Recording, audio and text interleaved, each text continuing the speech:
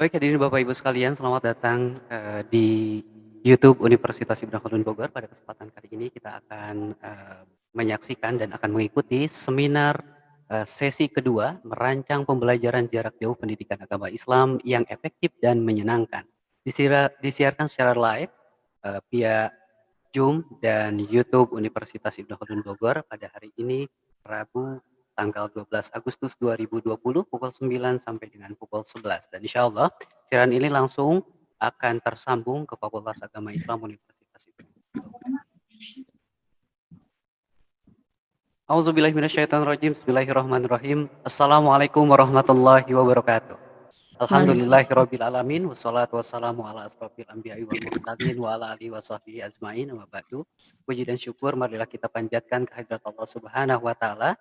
Ya alhamdulillah pada kesempatan kali ini kita sama-sama akan mengikuti seminar sesi yang kedua, di mana ini merupakan satu kesatuan seminar dengan sesi yang pertama, di mana sesi pertama telah diselenggarakan 1 minggu kemarin dan insya Allah sesi kedua akan segera kita gelar. Salawat serta salam semua tetap tercurah kepada panutan kita, yakni ya Habibana wa Nabiyana Muhammad Sallallahu Alaihi Wasallam. Yang kami hormati para narasumber, para moderator yang alhamdulillah sudah hadir di tengah-tengah kita bersama. Terlebih dahulu mungkin saya ingin menyapa Assalamualaikum Bapak Dahlan, sudah hadir ya di sambungan kita? Siap. Alhamdulillah. Suaranya nggak kedengeran.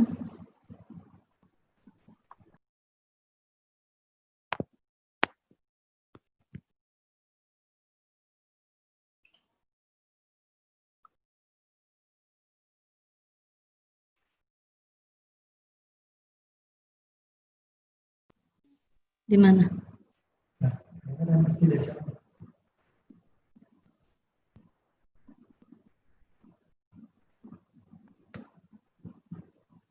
Tuh. Coba diklik mute-nya, silakan.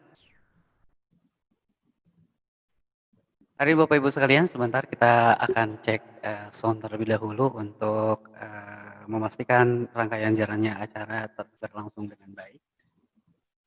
Silakan Bu Santi, monitor. Oke. Nah, alhamdulillah. Ya, sudah terdengar. Baik, untuk selanjutnya, insya Allah Bapak Ibu sekalian, acara ini akan dimoderatori langsung oleh Ibu Nur Isna. Sebentar, saya akan bacakan terlebih dahulu biodata beliau.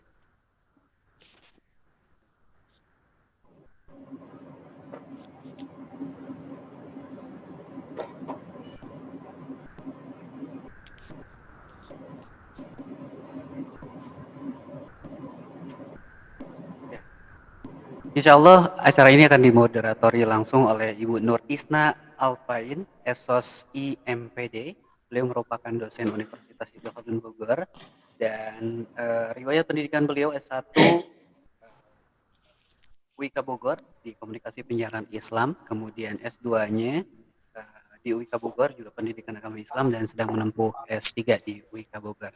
Dan hadirin Bapak Ibu sekalian, agar acara ini berlangsung dengan sukses dan diridhoi oleh Allah Subhanahu wa taala, marilah kita buka acara seminar sesi yang kedua ini dengan mengucapkan basmalah bersama-sama. Bismillahirrahmanirrahim. Baik hadirin Bapak Ibu sekalian, untuk mengingatkan bahwa sertifikat hanya akan didapat oleh Bapak Ibu sekalian yang sudah mendaftar di link yang telah disiapkan oleh panitia dan juga mengisi absensi di kedua sesi, di mana sesi pertama sudah terselenggara dan sesi kedua nanti absensi linknya akan di-share pada kolom chat yang nanti akan dibagikan baik itu via Zoom maupun via YouTube streaming ya UIK Bogor. Dan Bapak Ibu sekalian yang juga menyaksikan siaran ini secara live via YouTube, kami harapkan jangan lupa untuk subscribe terlebih dahulu kepada channel YouTube UIK Bogor dan juga kalau misalkan bisa share dan juga komen untuk meramaikan jalannya rangkaian acara ini. Untuk selanjutnya kami serahkan langsung kepada Ibu Isna untuk memimpin jalannya rangkaian acara seminar kali ini. Terima kasih. Kami persilahkan. Baik, terima kasih kepada Pak Aziz selaku host atas kesempatan yang diberikannya kepada saya. Bismillahirrahmanirrahim. Rabbi srohli sodri wa yassirli amri wahlul uqdatam min lisani yafqahu qawli. Assalamualaikum warahmatullahi wabarakatuh. Bersyukur kita kepada Allah dan bersalawat kita kepada baginda Rasulullah Sallallahu Alaihi Wasallam dengan mengucapkan Allahumma sholli ala Sayyidina Muhammad wa ala alihi Sayyidina Muhammad. Assalamualaikum ya Rasulullah. Baik, duduk di beranda sambil baca surat kabar. Halo semuanya, apa kabarnya? Saya ingin menyapa terlebih dahulu kepada Bapak Ibu peserta online series kedua di hari ini. Semoga semuanya sehat ya Bapak dan Ibu. Saya harap semuanya sudah siap untuk mengikuti online series kedua di pagi hari yang cerah ini. Baik, pekan lalu kita sudah membahas tentang bagaimana caranya membangun resiliensi siswa melalui pembelajaran pendidikan agama Islam dan seperti apa strategi yang digunakan dalam pembelajaran jarak jauh pendidikan agama Islam yang menyenangkan. Menyambung dari materi pekan lalu, online series kedua di pagi hari ini, kita akan menggali kembali ilmu bersama kedua narasumber kita yang luar biasa. Yang pertama adalah Bapak Dr. Muhammad Dahlan RMA dengan materi pembinaan akhlak siswa dalam pembelajaran jarak jauh pendidikan agama Islam. Dan narasumber kita yang kedua adalah Ibu Dr. Santi Lisnawati MSI MPD dengan materi merancang evaluasi pembelajaran jarak jauh pendidikan agama Islam yang efektif. Baik, untuk kesempatan penyampaian materi yang pertama akan saya berikan kepada Bapak Dr. Muhammad Dahlan RMA. Kepada beliau untuk bersiap-siap. Di samping itu saya akan sampaikan terlebih dahulu CV beliau. Bapak Dr. Muhammad Dahlan RMA sampai hari ini beliau adalah Wakil Dekan Bidang Kemahasiswaan di UIK Bogor. Beliau lahir di Sukabumi, asli Sunda. Asli Sunda. Kalau tanggal lahir 15 April, untuk tahunnya rahasia ya Pak Dr. Dahlan ya. Ya, beliau lulusan Ibnu Khaldun, Doctor of Islamic Education tahun 2014. Kemudian magisternya di jurusan dakwah ya Pak di Asafiyah tahun 2009. Demikian, maka kesempatan akan saya langsung berikan kepada Dr. Muhammad Dahlan RMA untuk menyampaikan materinya. Baik, bismillahirrahmanirrahim. Assalamualaikum warahmatullahi wabarakatuh. Tes, masuk suaranya? Oke, masuk. Waalaikumsalam. Alhamdulillah, nahmaduhu wa nasta'inu wa nastaghfiruh wa na'udzubillahi min shururi anfusina wa min sayyiati a'malina. Allahumma shalli ala sayyidina Muhammad wa ala alihi wa sahbihi wa sallim ajma'in. Terima kasih Ibu Nur Isna, pembicara kedua yang sama-sama kita hormati, pembawa acara, serta seluruh peserta seminar online series kedua pada pagi hari ini. Kita berjumpa dalam tema yang ketiga dari rangkaian tema yang sudah disampaikan pekan yang lalu. Hari ini saya mendapatkan tema pembinaan akhlak siswa dalam pembelajaran PAI jarak jauh. Ibu dan Bapak sekalian peserta seminar, sebelum kita sampai pada pembahasan yang lebih jauh, barangkali kita bisa mereview sedikit terkait dengan makna akhlak, ya. Slide-nya bisa ditampilkan enggak? Ada? Slide-nya bisa ditampilkan, Bu Nur?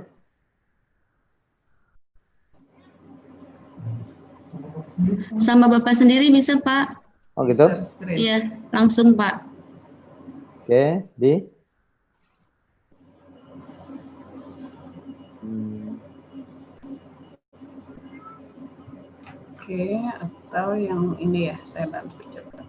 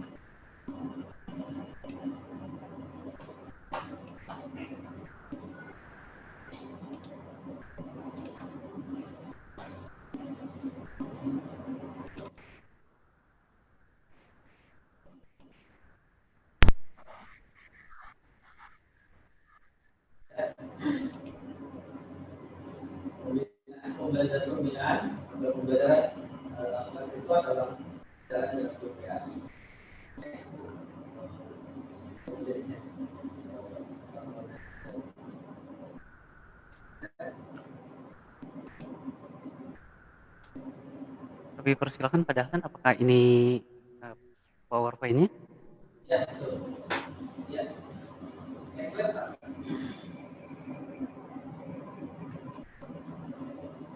Mute-nya Pak, mohon maaf. ya, next slide Pak. Padahal di mute itu.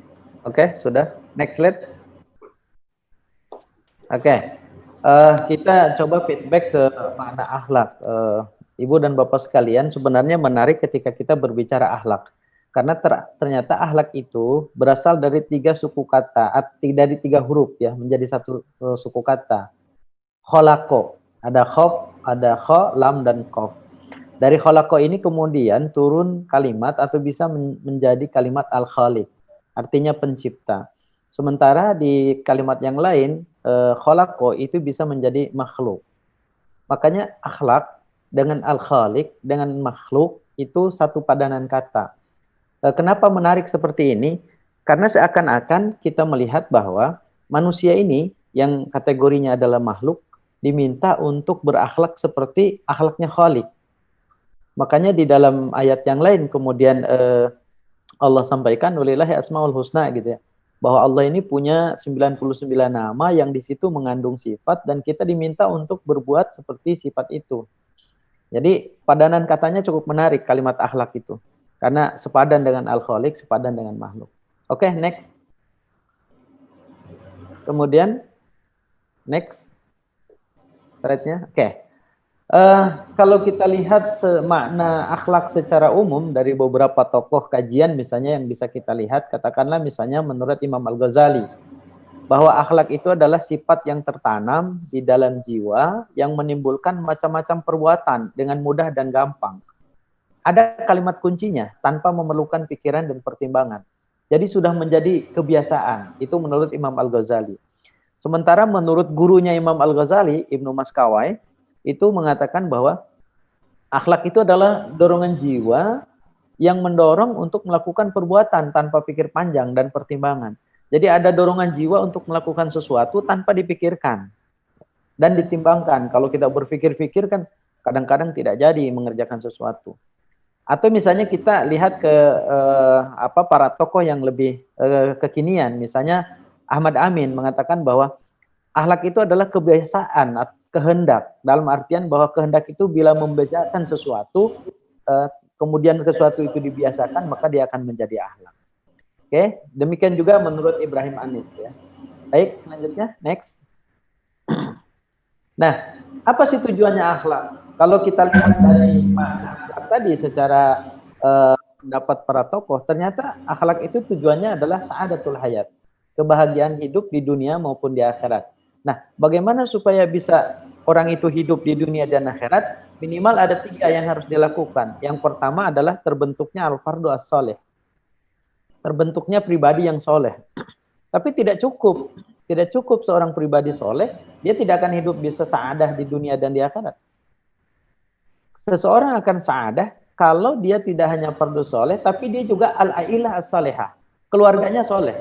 Jadi nggak hanya sendiri soleh, tapi keluarganya juga soleh. istrinya soleh, anaknya soleh, ya, keluarganya soleh. Ya, ailah itu bisa dimaknai keluarga kecil maupun keluarga besar. Keluarga kecil ya anak, istri, dan keluarga terkecil. Keluarga agak besar sedikit, ailah agak besar, ya sampai kepada saudara ya. Nah, ketika fardunya sudah soleh, kemudian ailahnya soleh, itu juga belum mencapai kebahagiaan. Kenapa? Karena di situ ada mujtama, ada masyarakat. Ya. Maka masyarakatnya juga harus soleh. Makanya ketiga komponen ini, ketika sudah terbentuk semuanya, al-fardu as-soleh, al-ailah as-soleh, al-mujtama as-soleh, maka dia akan menjadi kebahagiaan pasti akan didapat. Nah, permasalahannya teman-teman kemudian ternyata pendidikan akhlak ini menjadi bagian dari pendidikan tujuan pendidikan nasional. Kalau kita lihat di Undang-Undang Nomor 20 Tahun 2003 ya, pasal 3 itu bahwa berakhlak mulia itu bagian dari tujuan pendidikan. Artinya kebahagiaan itu terimplisit di situ menjadi akhir atau tujuan dari pendidikan. Secara sederhana kita bisa maknai bahwa pendidikan itu apapun bentuknya, baik itu pendidikan akhlak maupun bukan, maka mengarah kepada kebahagiaan. Yang menjadi masalah adalah pendidikan akhlak ini dirasa oleh kita, ya, kalau saya melihat gitu, menganalisis, meskipun mungkin ini dianggap subjektif, belum tercapai. Kenapa? Karena pendidikan akhlak itu lebih banyak mentransformasi kognitif, bukan membiasakan. Kalau kita lihat tadi bahwa menurut para ahli akhlak itu adalah kebiasaan, ya. Nah, kalau kita lihat pendidikan akhlak hari ini masih sebatas mentransformasi pengetahuan kognitif, secara kognitif, belum dijadikan kebiasaan. Nah, ini yang menjadi problem. Nah, oleh sebab itu, Ibu dan Bapak sekalian, barangkali teori ini bisa dipakai. Next, Pak. Materinya next. Oke. Nah, mungkin teori ini bisa dipakai supaya tadi pembelajaran akhlak ini bukan hanya, atau pembinaan akhlak ini bukan hanya mentransformasi pengetahuan kognitif, tapi bisa menjadi pembiasaan. Pertama misalnya melalui pendampingan dan pemotivasian. Bagaimana kemudian kita mendampingi anak-anak kita ini dan memberikan motivasi supaya mereka terbiasa melakukan sesuatu.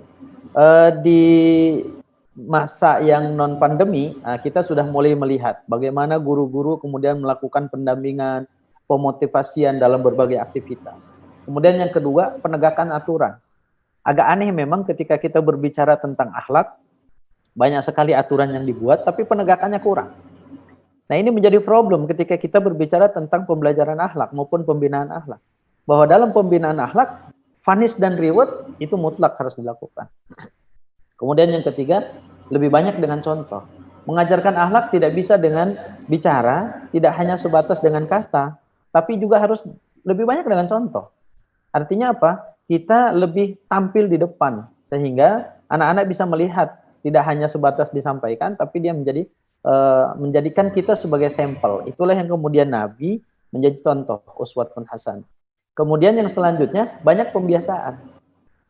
Mengajarkan akhlak ini harus banyak pembiasaan, dibiasakan. Misalnya, secara sederhana kalau sekarang sudah kita lihat di sekolah-sekolah misalnya, ada setiap pagi anak itu dibiasakan untuk memberikan sedekah 100 rupiah atau 500 rupiah atau 1000. Itu dibiasakan. Maka lama-lama nanti mengeluarkan uang itu tidak menjadi beban pikiran lagi, dia sudah terbiasa. Kemudian yang selanjutnya, sedikit penugasan kognitif. Bicara pembelajaran akhlak, maka kita harus mengurangi penugasan secara kognitif. Lebih banyak kepada tadi, pembiasaan. Kemudian yang selanjutnya ada penugasan tadi, kita berikan tugas kepada mereka, dari tugas itu kemudian kita lihat bagaimana mereka bisa melakukan tugas ini dengan kerangka akhlak tadi. Ya. Kemudian yang selanjutnya adalah keterbukaan. Pembelajaran akhlak ini harus dengan secara terbuka. Tidak boleh kemudian ada unsur di situ manipulasi dan sebagainya. Oke, next. Nah, bagaimana mengintegrasikan yang 7 tadi? Saya melihatnya minimal ada tiga hal yang harus kita lakukan. Pertama, kita melibatkan orang tua. Tentu tidak bisa kita melepaskan orang tua, apalagi di zaman pandemi seperti ini ya. Orang tua sudah pasti menjadi murid utamanya bahkan dengan kita, sehingga ketika kita memberikan tugas untuk anak usia SD bahkan mungkin SMP, kita lebih banyak komunikasi dengan orang tuanya dibandingkan dengan anaknya. Yang menjadi problem hari ini adalah kita dibutuhkan keterbukaan antara guru dengan orang tua. Artinya, orang tua memberikan pelaporan secara berkala kepada guru secara jujur dan terbuka.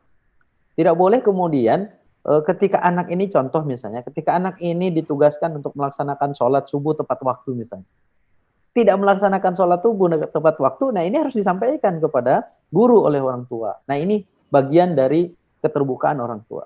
Kalau kita lihat Thomas Licona misalnya di Amerika, bagaimana kemudian ketika beliau membuat sekolah karakter, itu melibatkan orang tuanya sangat luar biasa. Ada yang 20 jam dalam sepekan, ada yang 15 jam dalam sepekan. Nah kita sekarang pada saat pandemi ini justru sebenarnya kesempatan kita untuk menjadikan orang tua ini sebagai mediator buat kita dengan anak didik kita. Kemudian yang ketiga, ada komunikasi secara berkala. Tentu ini sudah banyak dilakukan oleh guru-guru melalui penugasan secara tertulis gitu ya. Tapi sayangnya memang komunikasi yang dilakukan sebatas ini kan terbatas ya. Memang kita tidak memungkiri bahwa dengan adanya online ini semua menjadi terbebani, terutama terbebani dengan pulsa ya dan lain sebagainya. Tetapi itu perlu dilakukan. Bayangkan kalau seandainya setiap guru ini menyapa 2 atau 3 menit saja muridnya, maka muridnya akan memberikan perhatian. Nah ini perlu dilakukan. Kenapa? Untuk membangun tadi komunikasi antara guru dengan murid. Supaya apa? Dari bahasa itu bisa menilai sejauh mana sesungguhnya anak didik kita ini memiliki perkembangan tentang akhlak. Kemudian yang terakhir, ada penugasan yang terorganisir. Masa pandemi ini tentu semuanya diisi dengan penugasan. Ya. Nah kadangkala penugasannya tidak terorganisir. Ya. Kalau sekalipun misalnya penugasan sudah diberikan, tetapi terkadang keterlambatan terjadi. Nah ini harus terorganisir. Bagaimana kemudian penugasan ini menjadi sebuah kegiatan yang terstruktur. Ya. Kalau saya lihat misalnya begini, ada anak SD yang diberikan penugasan. Hari ini misalnya mengepel lantai, besok misalnya membersihkan kamar tidur dan lain sebagainya. Nah ini perlu secara terstruktur, perlu dengan jadwal yang pasti, sehingga ketika anak-anak melakukan perbuatan itu tidak hanya sebatas dipoto ketika dia melakukan gitu. Kalau perlu memang divideokan sehingga dari awal sampai akhir dia membersihkan atau merapikan tempat tidur terkontrol oleh kita. Ini sekali lagi kita perlu melibatkan keterlibatan orang tua dalam pembelajaran pembinaan akhlak ini. Itulah yang kita sebut dengan integrasi pendidikan akhlak. Oke, next. Nah, cukup itu barangkali terkait dengan pembinaan akhlak jarak jauh dalam pembelajaran PAI. Mudah-mudahan ini menjadi bagian diskusi kita di pagi hari ini. Terima kasih. Saya kembalikan ke moderator. Assalamualaikum warahmatullahi wabarakatuh. Waalaikumsalam warahmatullahi wabarakatuh. Alhamdulillah, demikian tadi penyampaian materi dari Bapak Dr. Muhammad Dahlan RMA mengenai proses pembelajaran akhlak tidak hanya sebatas bicara, namun dibutuhkannya pembiasaan yang di dalamnya perlu ditegakkannya aturan-aturan.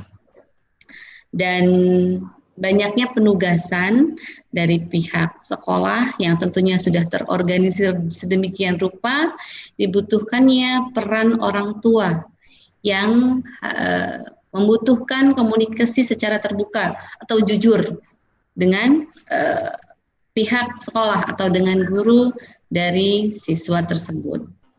Baik, selanjutnya kita akan sama-sama dengarkan penyampaian materi kedua dari Ibu Dr. Santi Lisnawati Ibu Dr. Santi Lisnawati MSI MPD.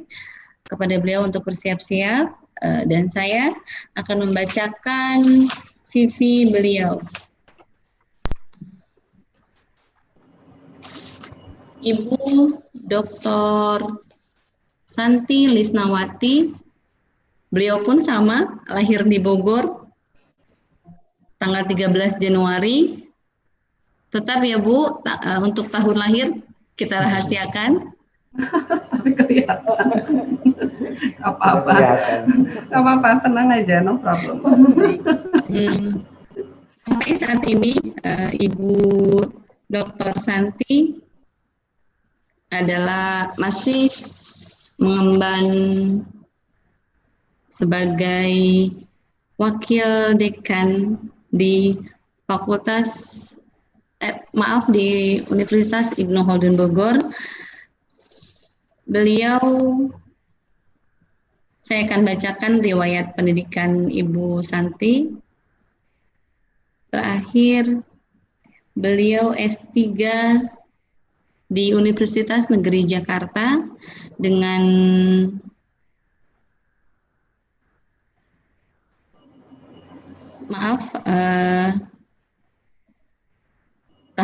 tahun lulus 2016.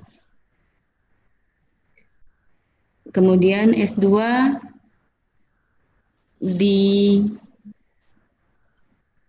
UNJ juga, program studi penelitian dan evaluasi pendidikan dengan judul tesis pengembangan instrumen kecerdasan emosional siswa SLTA, tahun lulus 2009.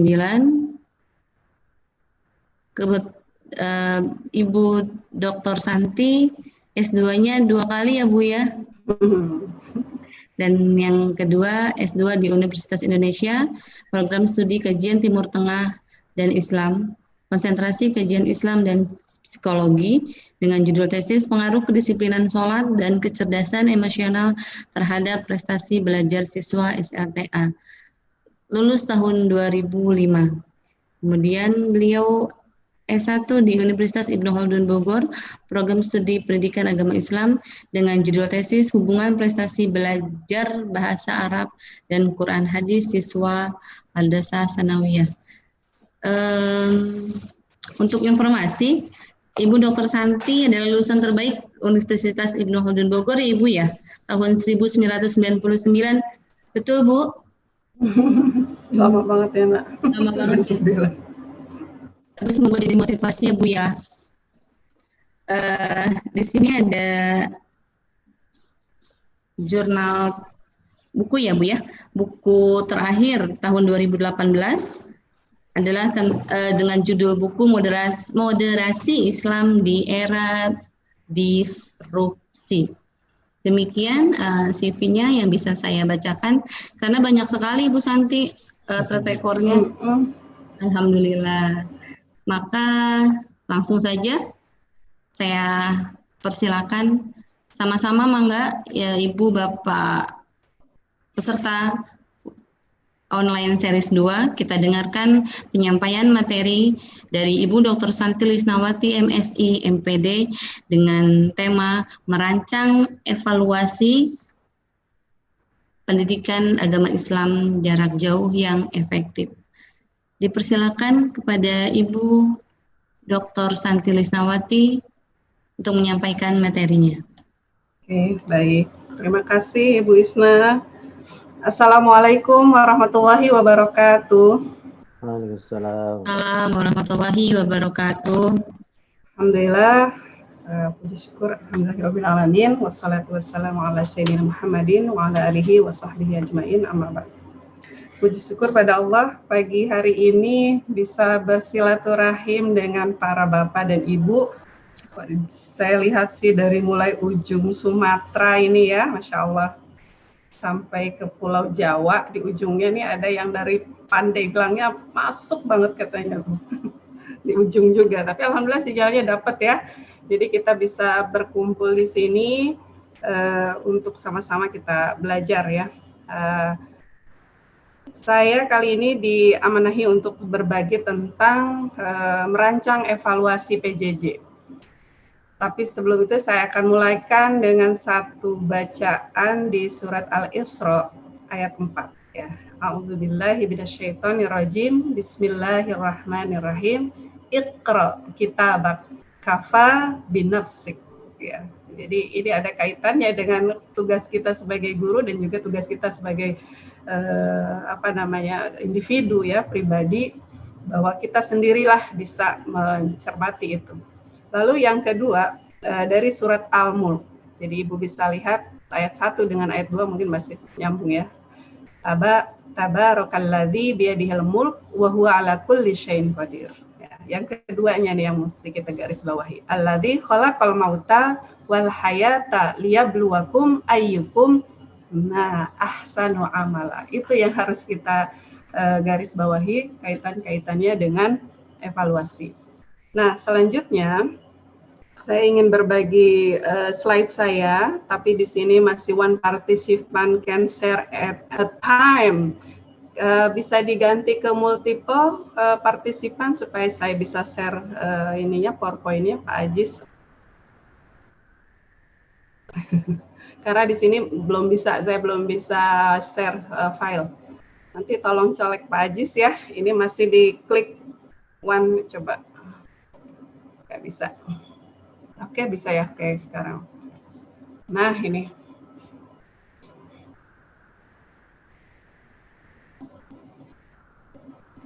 Oke, jadi dalam merancang evaluasi PJJ PAI yang efektif, ada tugas yang di ujungnya ini, satu efektif, yang kedua merancang, berarti kita kerja dia merancang. Yang berikutnya, ketika mengatakan evaluasi Maaf, Bu, PJJ, boleh di slideshow-nya di... Oke, dibesarkan ya. Nah, ketika mengatakan evaluasi PJJ, ini ada dua persepsi.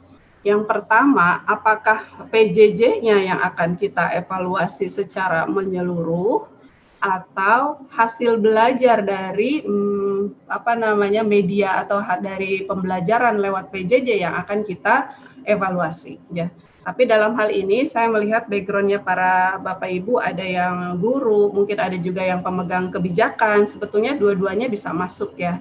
Yang pertama, kita bisa mengevaluasi para siswa kita ketika mereka mengikuti program atau pembelajaran online. Yang kedua, para pemegang kebijakan juga bisa mengevaluasi keseluruhan sistem yang ada di dalam pelaksanaan PJJ, gitu ya. Jadi tidak hanya siswa saja, juga termasuk para guru, fasilitas, dan lain sebagainya.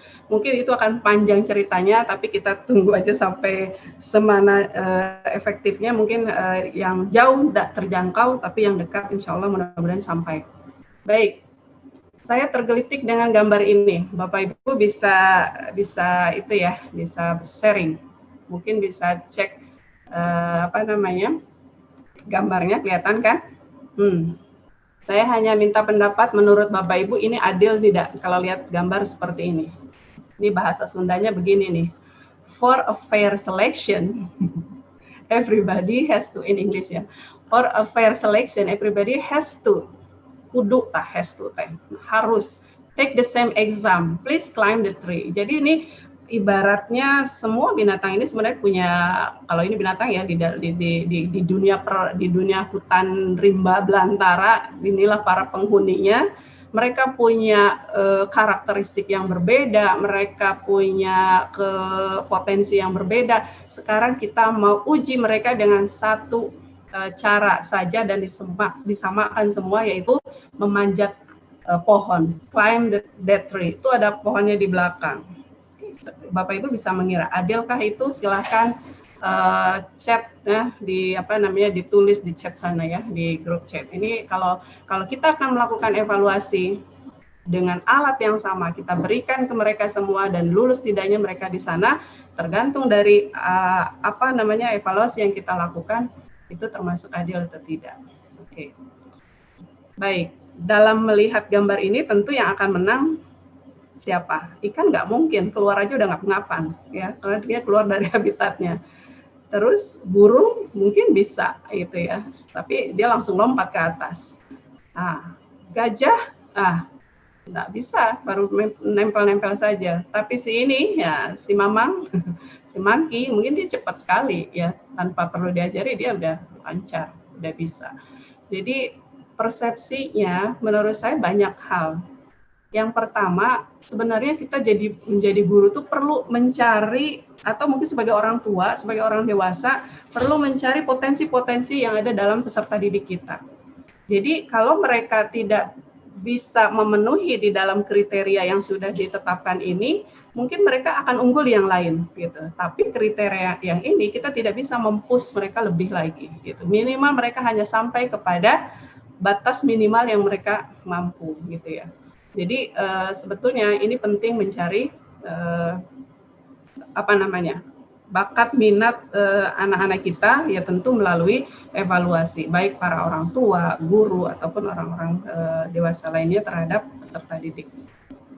Nah, selanjutnya kita jangan memisahkan evaluasi itu tersendiri gitu. Udah belajar, iya nih tinggal evaluasi, udah itu kan bagian terlepas.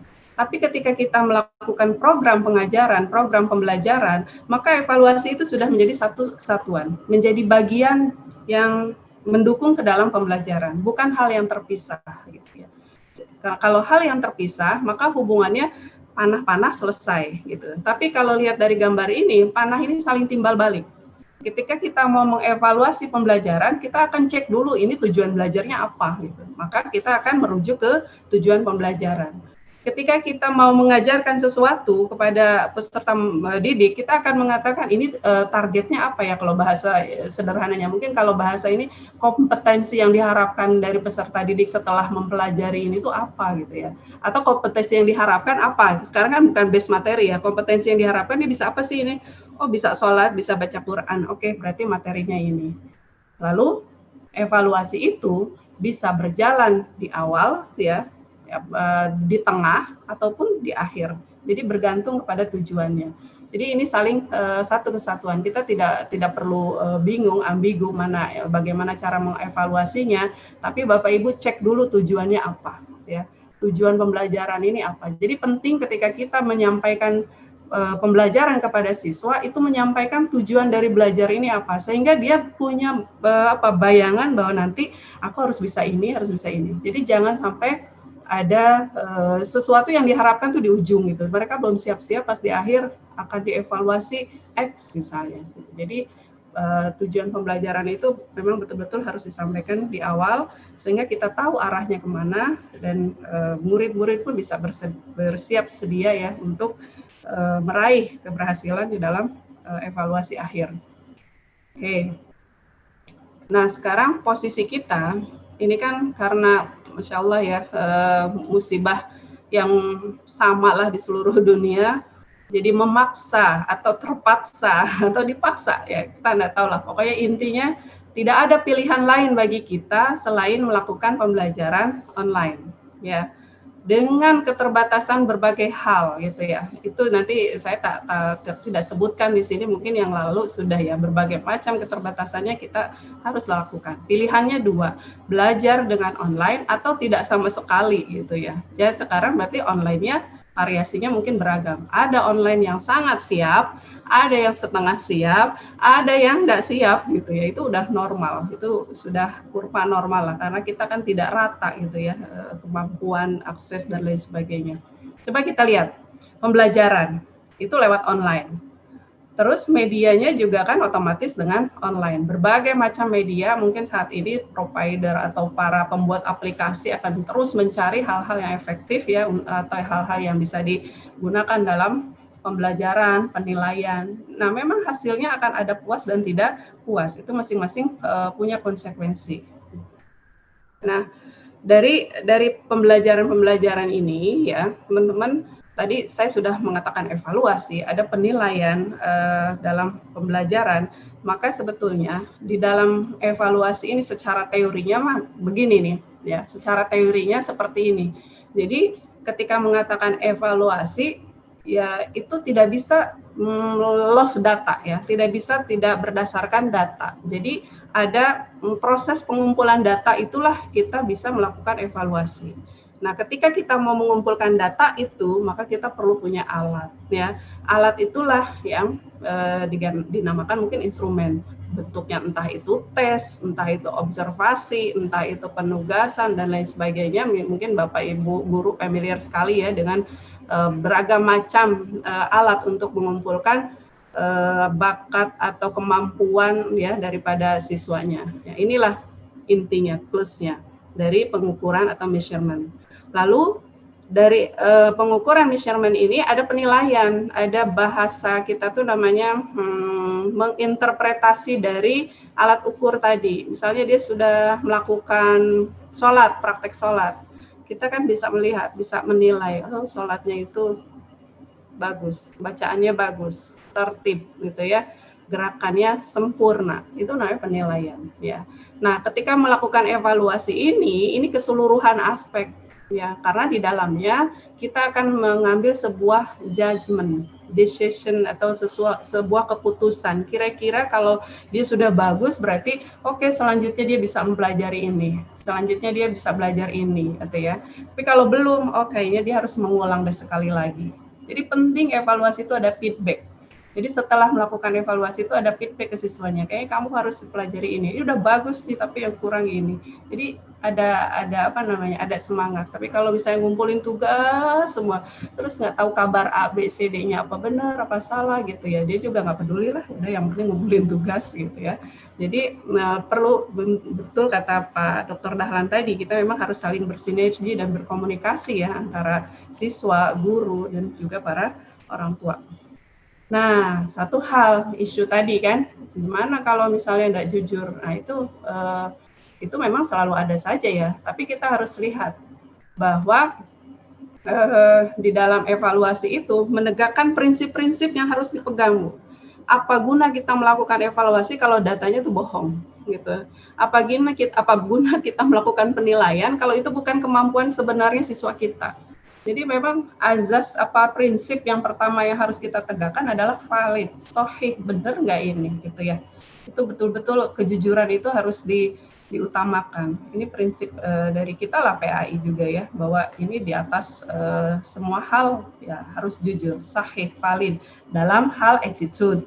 Tapi sahih valid di sini untuk para guru juga bukan hanya sekedar attitude-nya, tapi juga logiknya.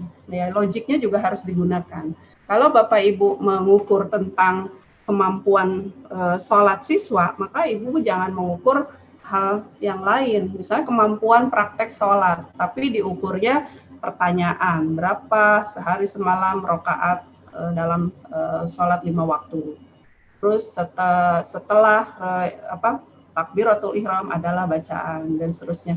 Itu kognitif, ya kognitif. Tapi ketika kita mau tahu praktek sholatnya seperti apa, cari yang efektifnya apa, ya kira-kira yang kelihatan nyata bahwa dia melakukan gerakan sholat. Nah itu sahih berarti kita menilainya, gitu ya.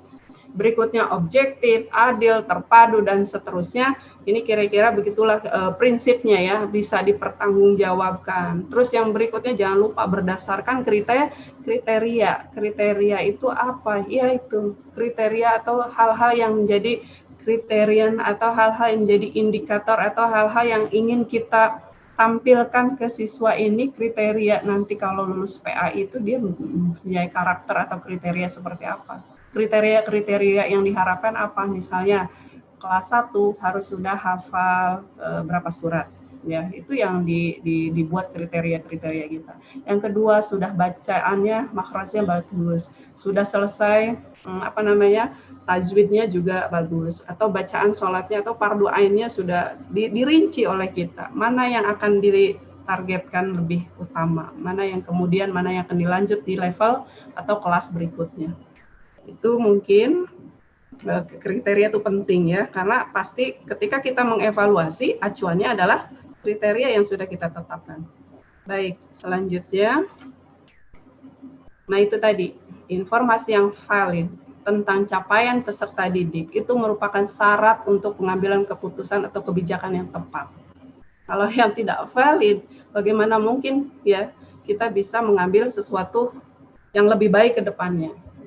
Jadi penting mengambil keputusan yang tepat itu berdasarkan dari data yang akurat, data yang bisa dipertanggungjawabkan. Oke teman-teman semua, saya kira ini sudah paham lah ya, ketika melakukan evaluasi itu ada tujuan-tujuannya. Kalau Bapak Ibu guru melakukan evaluasi ke siswa pasti untuk apa ya? Kita tahulah murid kita berarti keberhasilannya seperti apa dalam pembelajaran. Dia sudah mampu seperti apa gitu ya, apa kekurangannya dan sebagainya. Terus yang berikutnya bukan hanya kepada siswa sebetulnya, balik lagi ke kita yang mengajar.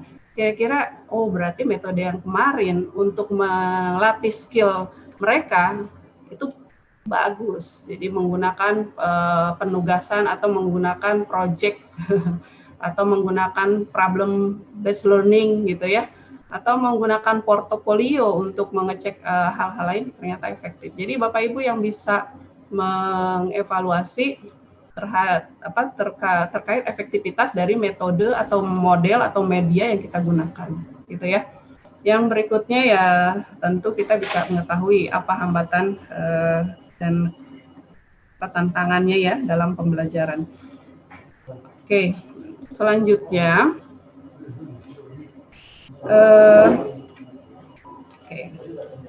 nah ini kita manusia yang manusia yang Allah sudah ciptakan sempurna gitu ya. Semua potensi perlu kita kembangkan ya. Dalam peserta didik pun ketika dia masuk ke sekolah, harapan orang tua pasti kan ingin mengembangkan potensi anak itu. Sampai kita belajar setua ini juga pasti ingin mengembangkan semua potensi yang Allah anugerahkan kepada kita kan. Nah, dimensi yang sudah mungkin diketahui oleh para ahli-ahli ya, mungkin kalau yang taksonomi belum Bapak Ibu udah familiar seperti itu modelnya. Mungkin dari Al-Ghazali juga kita sudah paham bagaimana ruh, akal, jasad yang perlu dikembangkan ya dalam dimensi psikologi Islam. Nah, saya akan angkat yang familiar di sekolah mungkin ini, aspek kognitif, afektif, dan psikomotorik gitu ya. Nah, sekarang saya angkat di belahan satu, PAI, pendidikan agama Islam, itu tidak bisa hanya mengandalkan kognitif, ya.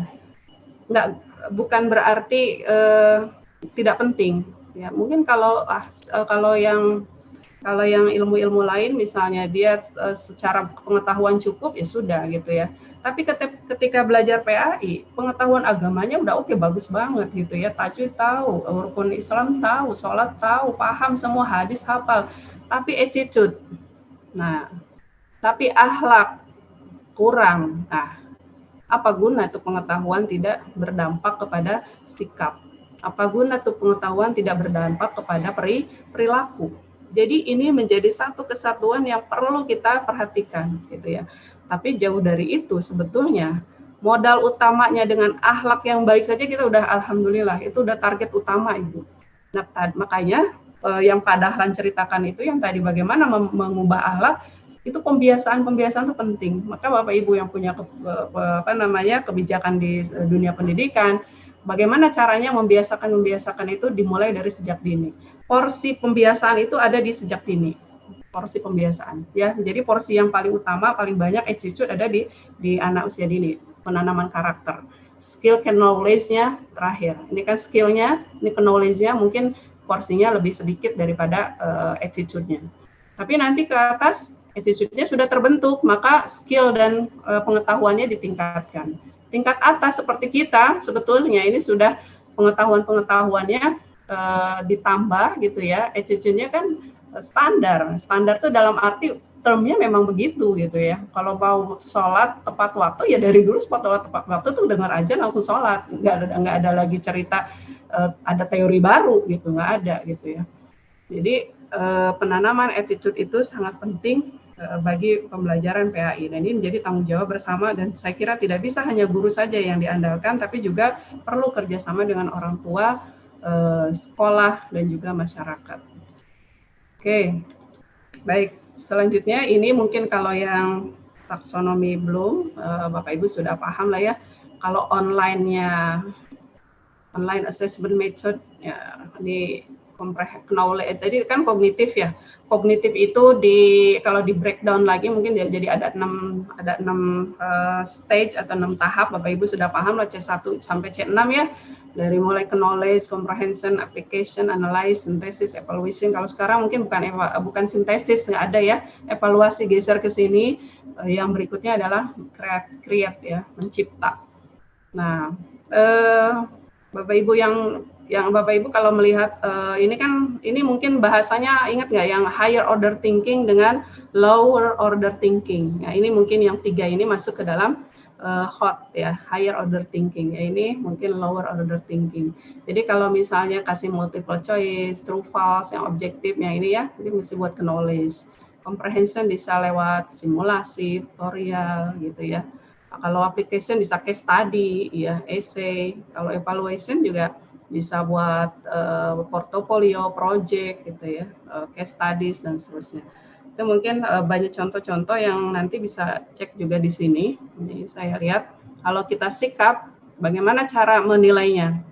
Nah, bisa sikap itu dikasih tes. Misal kalau dikasih tes pasti yang main kognitif. Kalau yang main kognitif pasti akal-akalan.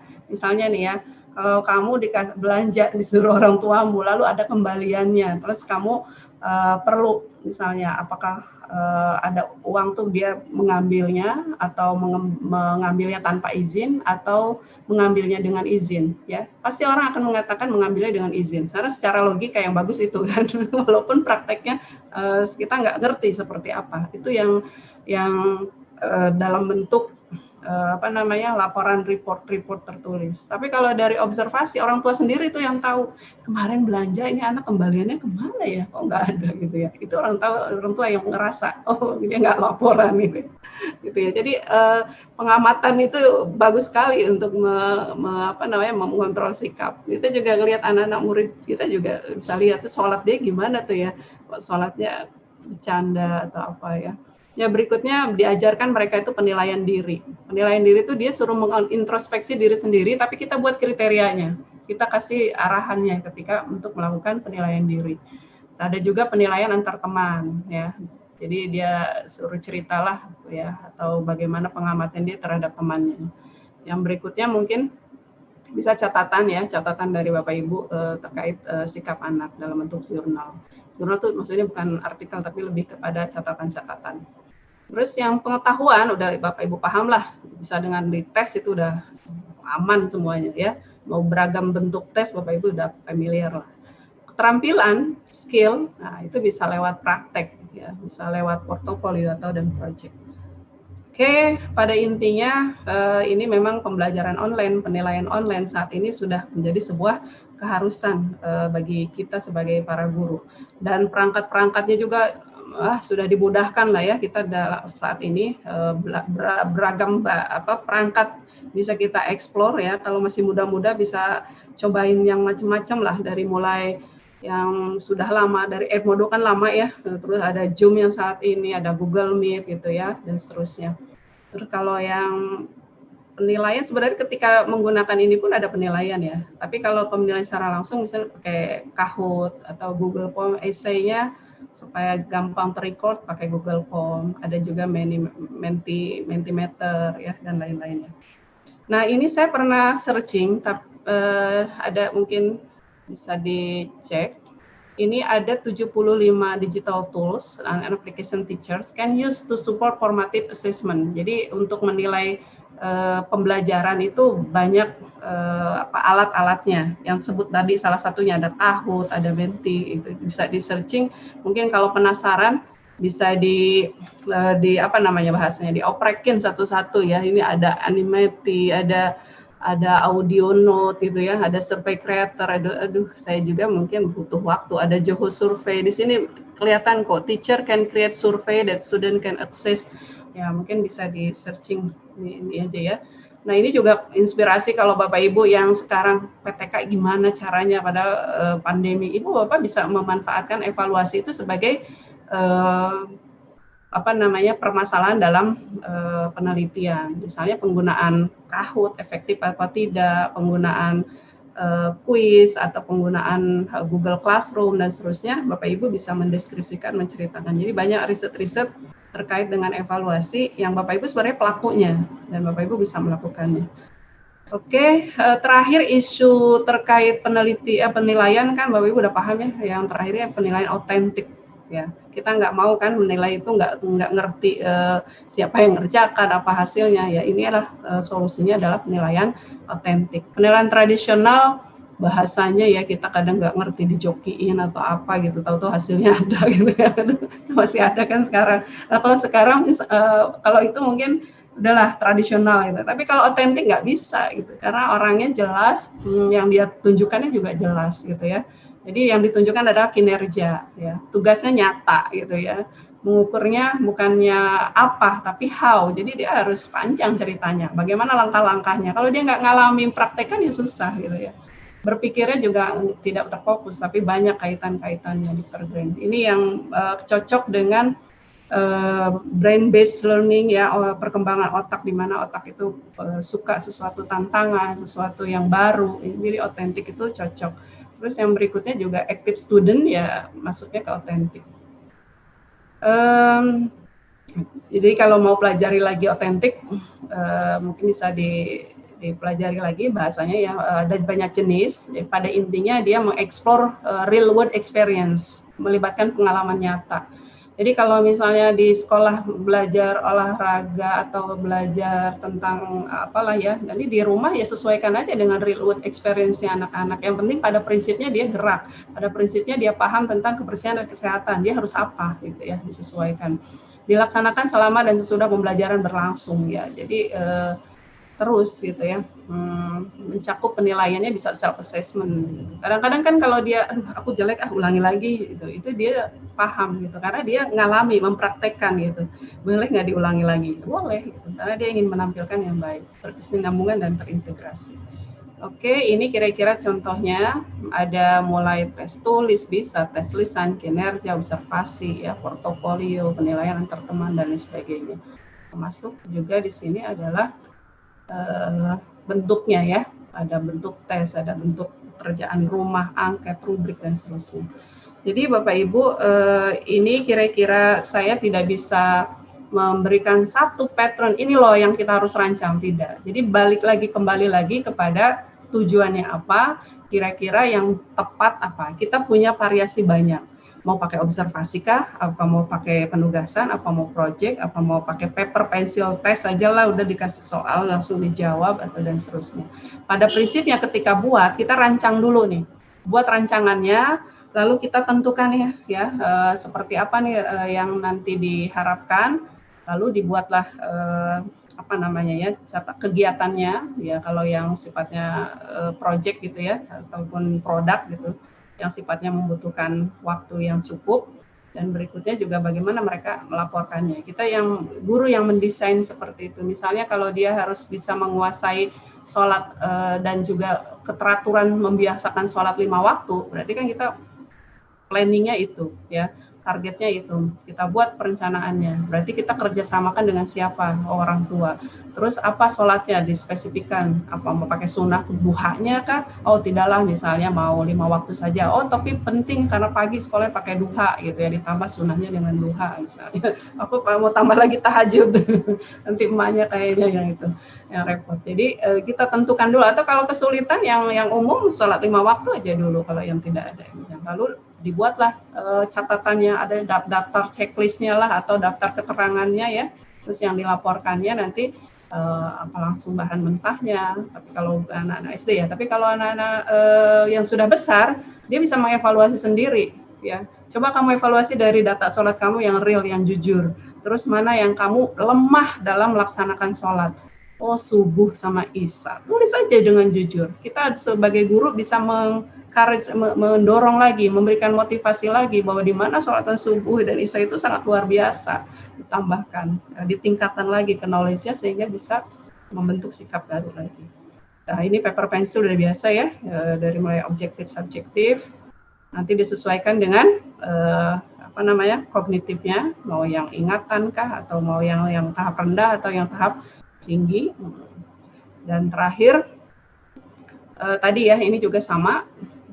Sederhananya tahap melaksanakan penilaian adalah tentukan tujuannya, ya tadi kan buat alatnya, kumpulkan datanya, analisis, dan berikutnya feedbacknya itu apa ya, tindak lanjutnya harus ada. Dalam arti hal ini perlu disampaikan kepada siswa hasilnya seperti apa dan mana yang harus diperbaiki dan mana yang sudah bagus. Itu akan sangat bermanfaat bagi para peserta didik. Nah, terakhir, jadi intinya rancangan evaluasi yang efektif itu didasari pada tujuan yang akan dicapai dengan cara yang tepat. Sama seperti metode pembelajaran, saya nggak mungkin ini bagus dipakai diskusi. Nah, kalau itunya tentang apa, tujuan pembelajarannya menyampaikan kisah, apa yang mau didiskusikan gitu kan. Oke, jadi kita harus melihat tujuannya dan dicari dari varian-varian yang ada itu mana yang tepat untuk menyesuaikan sehingga pembelajaran itu apa evaluasi itu bisa efektif dijalankan. Kira-kira itu tipsnya. Kalau misalnya contoh-contohnya saya kira Bapak Ibu lebih pengalaman lah ya untuk sharing ke kita. Itu aja Bu Isna. Oke, saya kira cukup. Terima kasih. Assalamualaikum warahmatullahi wabarakatuh. Waalaikumsalam warahmatullahi wabarakatuh. Terima kasih Ibu Santi. Alhamdulillah demikian penyampaian materi dari kedua narasumber kita. Karena waktu sudah menunjukkan pukul 10, kita masih ada waktu setengah jam lagi ya Pak Ajis ya. Insyaallah. Maka kita lanjut ke sesi tanya jawab. Saya akan mempersilakan Bapak Ibu peserta online series kedua ini untuk memberikan atau menyampaikan pertanyaannya. Sesi pertama untuk 3 orang penanya ya, Pak Dahlan dan Bu Santi ya. Monggo. Oke, untuk Bapak Ibu peserta online series, sebelum bertanya disampaikan dulu, tolong disampaikan nama dan instansi dari mana, kemudian boleh langsung disampaikan apa pertanyaannya. Untuk itu, mangga saya persilakan untuk 3 orang penanya pertama.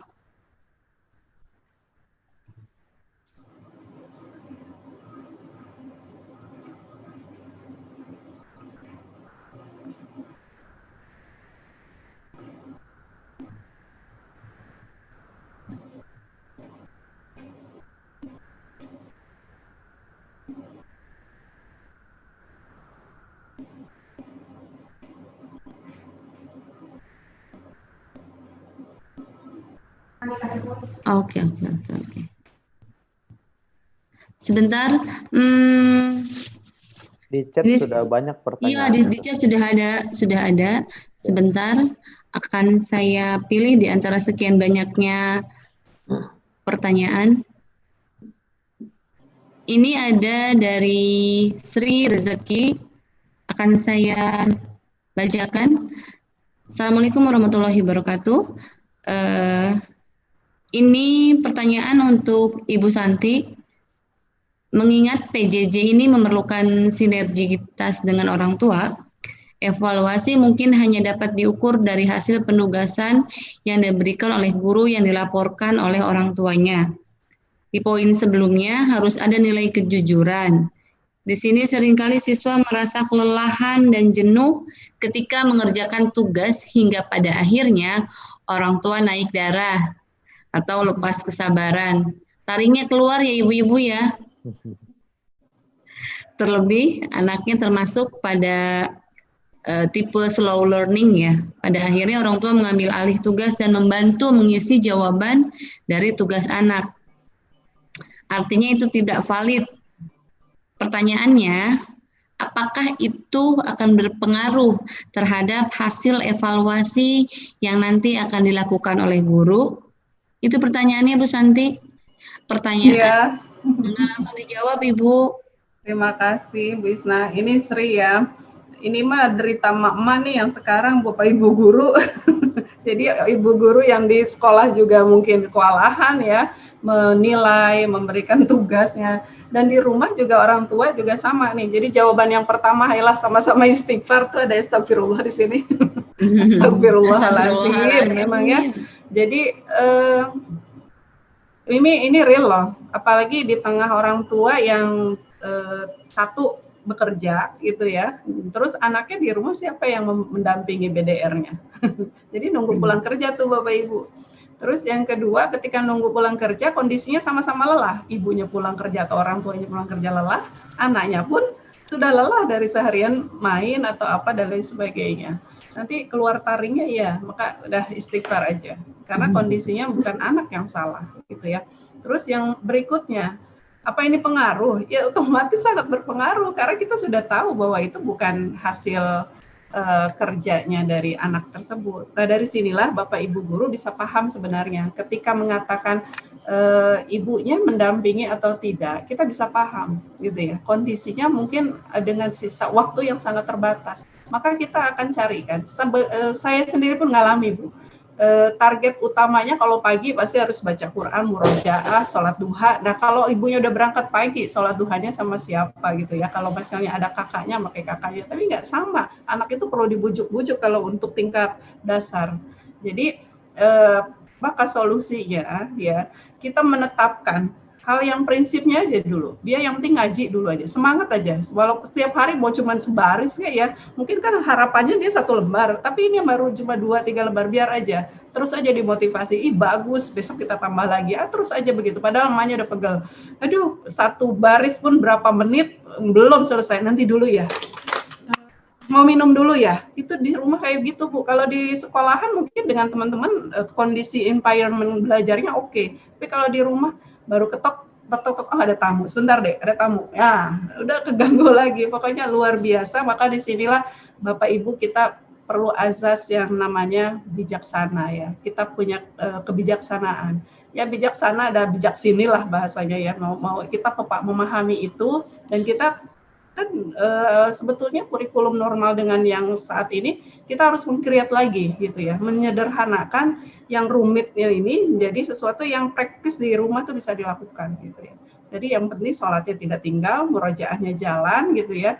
Terus yang pembelajaran pun sangat sederhana, paling kognitif yang ya, dia mencerna kalau yang tingkat dasar ya. Tapi kalau untuk mahasiswa saya kira jangan dikasih textbook yang harus jawab apa, pasti akan melihat, tapi perlu juga di bawahnya dia mengelaborasi dari dia kutip, dia lihat dari pendapat X, pendapat C, pendapat D, yang terakhir dia harus elaborasi. Jadi jangan khawatir nanti nyontek, Bung, apa suruh nyontek aja. Maksudnya suruh lihat aja, kalau hanya lihat pendapat, evaluasi menurut pendapat siapa, atau apa itu misalnya iman kepada Allah misalnya, terus carikan hadisnya dan sebagainya. Terakhir buat komentar kamu, buat analisis kamu terhadap uraian yang sudah kamu kutip di atas. Itu jauh lebih tinggi lagi capaiannya. Jadi mungkin pertanyaan-pertanyaan teman-teman yang ke bawah, yang kekhawatiran tidak jujur, jangan dikasih yang sifatnya close yang bisa lihat, tapi sifatnya yang analisis, dinaikkan sedikit lagi model evaluasinya. Oke, itu Bu Isna, silakan. Ya Ibu, terima kasih. Mungkin ke Pak Dahlan juga bisa ya, kaitannya dengan akhlak ini. Iya, ini ada pertanyaan. Ibu, akhlak anak-anak, akhlak orang tua, boleh disikapi dengan Pak Dahlan satu lagi. Ini pertanyaan untuk Pak Dahlan dari Bapak. Iya, dari Bapak Purwanto SAG MPD dari Sumsel, dari Sumatera Selatan. Masya Allah. Iya Pak. Beliau bertanya, minta tolong dijelaskan apa perbedaan akhlak dengan adab. Lalu amalan apa yang harus kita amalkan dan yang bisa kita tanamkan di dalam hati kita sehingga hati punya akidah yang kuat yang bisa menghasilkan akhlakul mahmudah. Seperti itu Pak Dahlan pertanyaannya. Mangga silakan dijawab. Baik. Saya sebenarnya sudah mencatat ada 3 pertanyaan ini, Bu. Mangga. Dari Pak Purwanto di Sumsel, kemudian dari Pak Aris Sarifuddin di Jakarta. Baik, Bapak. Kemudian ada Pak Gunawan juga. Saya general saja semuanya. Mangga Bapak, mangga. Pertama Pak Purwanto nih dari Sumsel. Ada beberapa pertanyaan beliau sebenarnya. Yang pertama terkait dengan adab dan akhlak, apa perbedaannya. Kemudian juga bertanya terkait dengan pengelolaan jiwa, itu di pertanyaan berikutnya. Adab dan akhlak secara sederhana dan simpel kita maknai kalau adab itu adalah sikap baik atau sikap mulia yang dihasilkan dari proses belajar, itu adab. Makanya Syekh Naqib Al-Atas itu konsen, tidak mengatakan akhlak tapi adab. Dan itu juga berdasar kepada hadis Nabi ketika Nabi mengatakan adabani Robbi. Gitu. Sementara kalau akhlak itu adalah sikap baik atau sikap mulia yang dihasilkan dari ibadah. Nah, ini yang paling sederhana memaknainya. Gitu. Jadi kalau adab itu adalah melalui proses pembelajaran, ya muncul sikap baik. Sementara kalau akhlak itu adalah hasil dari ibadah. Ini perbedaan adab dan akhlak yang paling sederhana. Kemudian bagaimana konsep jiwa terkait dengan adab dan akhlak? Mungkin saya paparkan terkait dengan konsepnya Ibnu Miskawai, ya. Bahwa dalam pandangan Ibnu Miskawai, manusia ini terdiri dari 3 unsur. Ada namanya al-fikr, pola pikir, ya, akal kalau kata Imam Al-Ghazali, ya. Kemudian yang kedua ada namanya al-ghadab. Al-ghadab itu emosi, ya. Jadi manusia ini punya emosi. Yang ketiga ada namanya asyahwat, ya, nafsu. Jadi manusia ini terdiri 3 unsur. Ada al-fikr, pola pikir, ada emosi, ada nafsu. Nah, ketiga unsur ini jika tidak dikelola dengan baik, maka dia akan menjadi balhum adol. Kal an'am balhum adol. Akan menjadi makhluk yang lebih rendah dari an'am. Maka kemudian maka kemudian Ibnu Miskawai memberikan kunci bagaimana kemudian mengelola tiga ini, al-fikr, al-ghadab, asy-syahwat. Ketiganya ini harus dikelola bis syariah, dengan syariat. Bagaimana pola pikir ini kemudian dikendalikan oleh syariat. Ketika pola pikir dikendalikan oleh syariat, menurut beliau, dia akan menjadi orang alim. Tapi kalau pola pikir ini tidak dikendalikan oleh syariat, maka dia akan menjadi orang yang jur, menjadi orang yang sombong. Jadi pola pikirnya harus dikendalikan oleh syariat. Syariat ajaran agama maksudnya ya, syariat Islam. Demikian pula dengan ghadab. Orang yang ghadabnya bisa dikendalikan oleh syariat, maka dia akan menjadi orang yang bijaksana. Akan muncul hikmah di situ. Nah, ketika orang yang ghadabnya tidak dikendalikan oleh oleh syariat agama, maka dia akan menjadi orang yang temperamental. Kemudian demikian pula dengan syahwat. Syahwat ini harus dikendalikan oleh syariat, ya. Karena kalau dia dikendalikan dengan syariat, maka syahwat ini akan melahirkan namanya al-hilm, lemah lembut. Nah, semua ini dalam konsep kajian jiwa. Jadi, menurut Ibnu Miskawai bahwa manusia ini jika ingin beradab, bahkan berakhlak, maka tiga unsur dalam jiwa ini harus dikendalikan. Apa yang mengendalikan? Yang mengendalikannya adalah syariat agama. Karena kalau tidak, maka akan bertentangan. Makanya kemudian beliau mengatakan semua ini ada prosesnya. Bagaimana al-fikr tadi dilakukan proses supaya sampai kepada ketaatan kepada syariat. Bagaimana kemudian ghadab ini juga diproses bisa sampai kepada ketaatan kepada syariat, dan demikian pula dengan syahwat. Itu terkait dengan pengelolaan jiwa, terkait dengan adab dan akhlak. Kemudian ada pertanyaan dari Pak Aris Saifuddin. Ya, bagaimana kemudian memberikan metode pembelajaran yang efektif di saat pandemi seperti ini? Kalau saya melihat hanya dua. Pertama, melalui pemantauan dan pelaporan.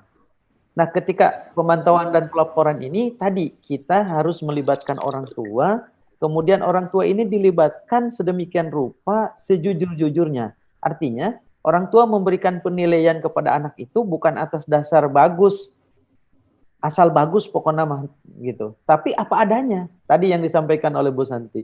Jadi apa adanya dilaporkan kepada guru. Kenapa? Karena itu bagian dari evaluasi. Makanya para guru harus menyampaikan kepada orang tua. Ketika ada anak misalnya diberikan penugasan sholat tepat waktu. Dia tidak sholat tepat waktu. Maka ibunya harus menyampaikan bahwa anaknya melaksanakan sholat tapi tidak tepat waktu. Bukan untuk merendahkan, menjatuhkan anaknya, bukan. Tetapi untuk mencari solusi bagaimana caranya kemudian si ibu ini menjadi alat kontrol di rumahnya. Ibunya menjadi pengingat. Ibunya menjadi alat gitu, pengingat agar anaknya bisa sholat di tepat waktu. Jadi ada pemantauan dan ada pelaporan. Kemudian ada Pak Gunawan. Bagaimana memberikan keteladanan di saat pandemi seperti ini? Memang dilema betul. Karena ketika kita bicara tentang keteladanan, maka kita harus berjumpa langsung dengan orangnya. Mungkin di lapangan kita sering berjumpa dengan orang yang punya adab yang baik. Ketika kita ketemu sudah terasa gitu. Bagaimana dia bisa menebarkan uswahnya kepada kita gitu. Nah, dalam pandemi seperti ini agak sulit memang. Mungkin satu hal yang bisa dilakukan adalah ketika kita memberikan penugasan itu kita berikan dengan apa? Mungkin dengan video, sehingga anak-anak ini bisa melihat video gurunya seperti apa. Karena pengalaman di rumah itu anak-anak itu lebih nurut apa kata gurunya daripada kata ayah ibunya. Kalau dalam hal materi pembelajaran, gitu ya. Makanya gurunya membuat video, kalau saya menegur anak saya itu wudunya salah kan. Nggak mau dibetulkan, jawabnya apa? Nanti juga sama Pak Guru dibetulkan. Tapi begitu Pak Gurunya ngasih video, bagaimana cara wudu yang baik, dia ikutin. Nah, ini salah satu barangkali memberikan contoh, ya. Memberikan contoh yang sangat terbatas dalam kasus seperti ini ya melalui video tadi. Itu barangkali Bu Isna terkait dengan 3 pertanyaan ya. Sebenarnya ada banyak tapi serupa tadi pertanyaannya dari Pak Aris, Pak Purwanto, kemudian Pak Gunawan. Mudah-mudahan bisa bermanfaat. Terima kasih. Ya, terima kasih Bapak Dr. Muhammad Dahlan. Mungkin masih ada satu lagi Bu Dr. Santi. Yap, Satu lagi ya Bu ya, monggo, boleh ya Bu? silakan ya. Tenang aja, masih ada waktu kan? Masih. Iya, minta dijelaskan definisi dan contoh yang mudah dipahami perbedaan antara tujuan pembelajaran dengan indikator pencapaian pembelajar. Gitu Bu pertanyaannya Bu, mangga. Ya, baik, terima kasih. Jadi dalam penilaian kita kan berfokus pada tujuan tadi ya, betul. Dulu sebelum KBK, kurikulum berbasis kompetensi, mungkin Bapak Ibu yang zaman dulu belum familiar dengan kompetensi, kita lebih familiar dengan tujuan instruksional, TIK dan TIU ya, tujuan instruksional umum, tujuan instruksional khusus, udah tujuan instruksional ya, jadi maksudnya tujuan pembelajaran khusus, tujuan pembelajaran umum. Nah, lalu kurikulum berubah bukan lagi base kepada yang tadi TIK TIU, tapi kepada kompetensi. Nah, kompetensinya juga sekarang yang 2016 lagi dikembangkan, ada K1, K2, K3, sampai K5 kompetensi inti, dan seterusnya. Pada prinsipnya, itu sebetulnya sebagai guidance ketika pembelajaran itu yang mau dituju apa. Ya, maka tujuanlah yang menjadikan ininya, titik tumpunya. Lalu indikator itu lebih kepada ketika mempraktekkan di jalan ini ya, nanti di detailnya seperti apa. Jadi ya, tujuan itu halnya lebih spesifik, lebih umum, indikator lebih khusus. Contohnya misalnya, tujuan pembelajaran ini adalah siswa mampu mempraktekkan baca Quran itu dengan baik dan benar. Itu kan umum sekali ya. Nah, ketika membaca Quran baik dan benar itu indikatornya apa? Satu, mampu membaca dengan makhraj huruf yang tepat atau yang sesuai dengan tempat keluarnya hurufnya gitu ya. Yang kedua, mampu membaca dengan kaidah tajwid ya, dengan benar. Terus yang ketiga misalnya indikatornya mampu membaca dengan irama, karena kan baca Quran dengan irama itu bagus ya. Yang ketiga misalnya membaca Al-Quran dengan adab yang baik, misalnya itu kan ada juga baca Quran tanpa adab yang baik itu misalnya mungkin pakaiannya, menghadap kiblatnya atau apa dan seterusnya. Jadi tujuan itu yang tadi lebih bersifat umum, mampu membaca Quran dengan baik dan benar. Indikator itu mendeskripsikan lebih rinci, lebih detail sehingga kita menangkap gejala atau menangkap keberhasilan ke siswa itu mudah. Oh, yang tadi itu tajwidnya yang kurang. Oh, yang tadi itu makhrajnya yang kurang. Karena kita punya guidance spesifiknya tadi dari turunan dari tujuan itu ke indikator-indikator. Jadi banyak indikatornya. Ya. Jadi kurang lebih begitu, Pak. Misalnya ada yang para jombloan mau punya calon suami yang solih misalnya kan. Nah, solihnya itu perlu mungkin mau dijabarkan seperti apa ya, yang bisa baca Quran ya, atau fardu ainnya selesai, sholat 5 waktunya oke, punya keahlian atau apa itu ya, itu indikator gitu ya. Jadi yang tujuan lebih bersifat umum, indikator mengacu ke tujuan itu lebih spesifik. Itu kira-kira. Hal-hal lain, ini banyak ya teman-teman mungkin yang masih merasa aduh ini hopeless dengan PJJ, ini pasti buatan mbaknya ini nggak bisa dipercaya nih nilainya. Coba ubah cara menilainya, jangan sesuatu yang kita juga ragu, tapi bagaimana caranya yang dia melakukan secara real. Jadi sesekali, jadi tidak, karena kalau yang agak rumit kan perlu waktu yang panjang. Sesekali cari yang sifatnya real ya, lewat yang tadi video kah atau voice note langsung kah, atau dan banyak hal yang mungkin bisa. Tapi kalau misalnya mengisi ABCD yang paper pensil, pilihlah atau apa, mungkin bisa dibisiki gitu ya. Tapi ketika dia mempraktekkan sesuatu, okelah dia bisa. Dan sesekali juga tanya kepada orang tuanya, dia belajarlah menilai caranya dia mengajar dan menilailah anaknya gitu. Bolehlah Bapak Ibu tanya kepada orang tua apa hambatannya.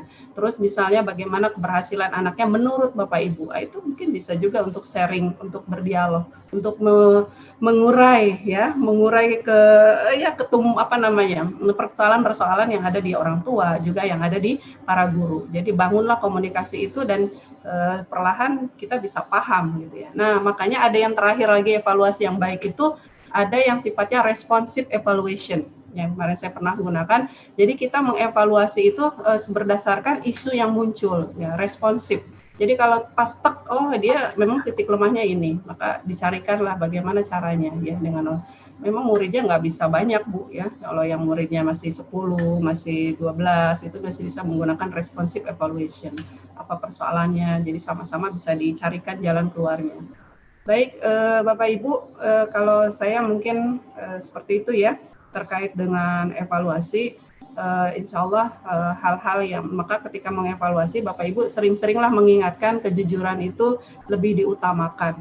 Jadi supaya orang tua juga ketika mendampingi anaknya, kalau memang nggak selesai ya dia mengatakan belum selesai dan akan diselesaikan kapan. Jadi kita punya apa ya, toleransi waktu juga ya, karena PJJ gini kan kadang sinyal kurang bagus ketika mau upload tugas, kuotanya habis gitu kan.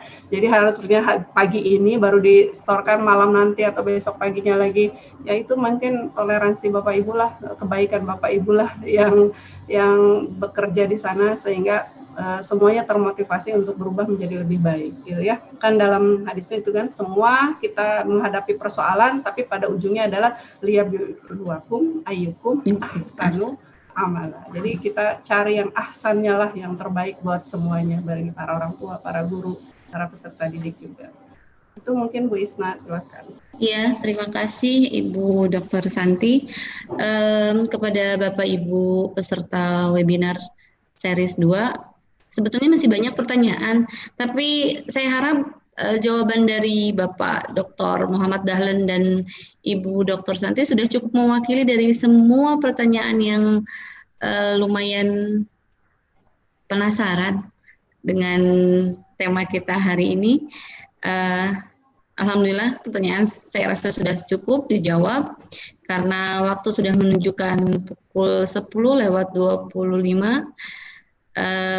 Maka webinar series kedua akan kita akhiri. Sebelum saya tutup, dari Dr. Dahlan saya persilakan untuk memberikan closing statement yang akan dilanjut dengan Ibu Dr. Santi. Mangga, Bapak Dr. Dahlan ada closing statement sedikit. Baik, Ibu dan Bapak sekalian, ala kulli hal berbicara tentang pembinaan atau pembinaan akhlak maupun pembelajaran akhlak adalah tidak bisa berdiri sendiri. Pembelajaran akhlak harus melibatkan berbagai komponen, termasuk di dalamnya adalah orang tua. Juga pembelajaran akhlak tidak bisa berdiri sendiri, tetapi harus terintegrasi dengan berbagai mata pelajaran, dengan berbagai mata kuliah dan lain sebagainya. Sehingga diharapkan dengan adanya integrasi di antara seluruh materi, ada keterlibatan dari seluruh orang yang terlibat, ya. Sekarang sedang PJJ, maka guru mau tidak mau harus melibatkan orang tua. Insya Allah pendidikan akhlak ini akan mulai bisa kita terapkan, dan yang paling penting adalah pendidikan akhlak bukan pendidikan kognitif. Pendidikan akhlak adalah pendidikan yang berawal dari pembiasaan, sehingga pembiasaan itu akan tertanam pada diri seseorang dan kemudian akan mudah untuk dilaksanakan. Terima kasih. Terima kasih Bapak Dr. Dahlan. Ibu Santi, mangga. Oke, terima kasih. Pada prinsipnya, evaluasi pembelajaran itu adalah mengukur keberhasilan siswa. Nah, berlandaskan kepada tujuan pembelajaran. Tujuan pembelajaran menjadi acuan dalam melakukan evaluasi pembelajaran. Prinsip-prinsip di dalam evaluasi mesti harus ditegakkan demi untuk mencapai hasil yang bisa dipertanggungjawabkan. Cara-cara mengevaluasi pun disesuaikan dengan tujuan pembelajaran sehingga tujuan pembelajaran dapat dicapai dan hasil belajar juga diraih dengan cara yang efektif gitu ya. Jadi penyesuaian terhadap tujuan pembelajaran.